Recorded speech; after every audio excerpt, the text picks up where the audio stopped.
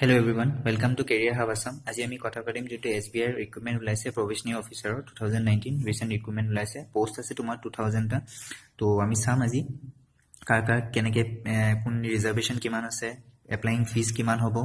আৰু কেনেকে এপ্লাই কৰিব লাগিব কোড গৈ এপ্লাই কৰিব লাগিব গোটেইখিনি চাম তো আমি চাই লওঁ এতিয়া প্ৰথম ভ্যাকেন্সিজ কিমান আছে ভ্যাকেন্সিজ আছে 2000 টা সবৰ কাৰণে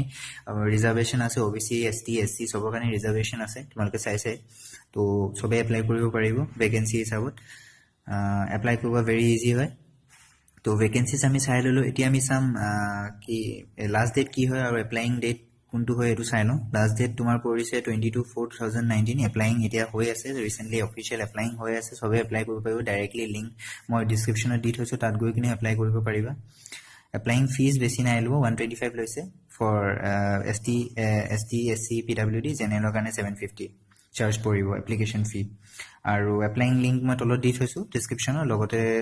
অফিশিয়াল নোটিফিকেশনৰ লিংকটো ডেসক্ৰিপচনত দি থৈছো হেতু গৈ এপ্লাই কৰিব পাৰিবা ভেৰি ইজি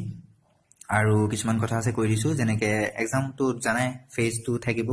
ফেজ 1 ত তোমাৰ প্ৰিলিমিনাৰী এক্সাম হ'ব ইংলিশ ল্যাঙ্গুৱেজ থাকিব কোয়ান্টিটিভ এপ্টিটিউড ৰিজনাল এবিলিটি এবোৰ গুটেখিনি মিলাই মিলি 100 মাৰ্কছৰ এক্সাম হ'ব এটা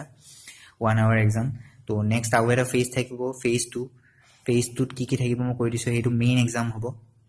মেইনস এক্সামত কি হ'ব মই কৈ দিছো মেইনস এক্সামতো তোমাৰ এনেকে অবজেক্টিভ টাইপে কোৱেশ্চন থাকিব অবজেক্টিভ টেষ্ট থাকিব reasoning competitive aptitude data analysis interpretation general economy banking awareness English language এনেকে 200 মাৰ্কছৰ এক্সাম হ'ব 3 আৱাৰ্ছ থাকিব তাৰ পিছত আকৌ ডিসক্ৰিপটিভ টেষ্ট এটাও হয় হেতু যোনটো SI আৰু লেটাৰ ৰাইটিংৰ থাকে হেতু চাব পাৰা সো এতিয়ালৈকে মই যিমানখিনি বুজাব বিচাৰিলো তোমালোকে বুজি পালা আৰু যদি কিবা বুজি পোৱা নাই অফিশিয়াল নোটিফিকেশনটো ডাউনলোড কৰি লবা হেতু পঢ়ি কিনে তোমালোকে বুজি পাই যাবা আৰু যদি একো বুজি পোৱা নাই কমেন্ট সেকশনতো কৈ দিবা কমেন্ট সেকশনত মই বুজাই দিবলৈ বিচাৰিম সো এতিয়ালৈকে মই যি বুজাব বিচাৰিলো তোমালোকে বুজি পালা হয় পায় very thank you for watching আৰু ভিডিওটো ভাল লাগি যদি শেয়াৰ কৰিবা আৰু লাইক এটা কৰিব নাপাহৰিবা সাপোৰ্ট ওকে সাবস্ক্ৰাইব কৰিবা চেনেলটো থ্যাংক ইউ ফৰ ওয়াচিং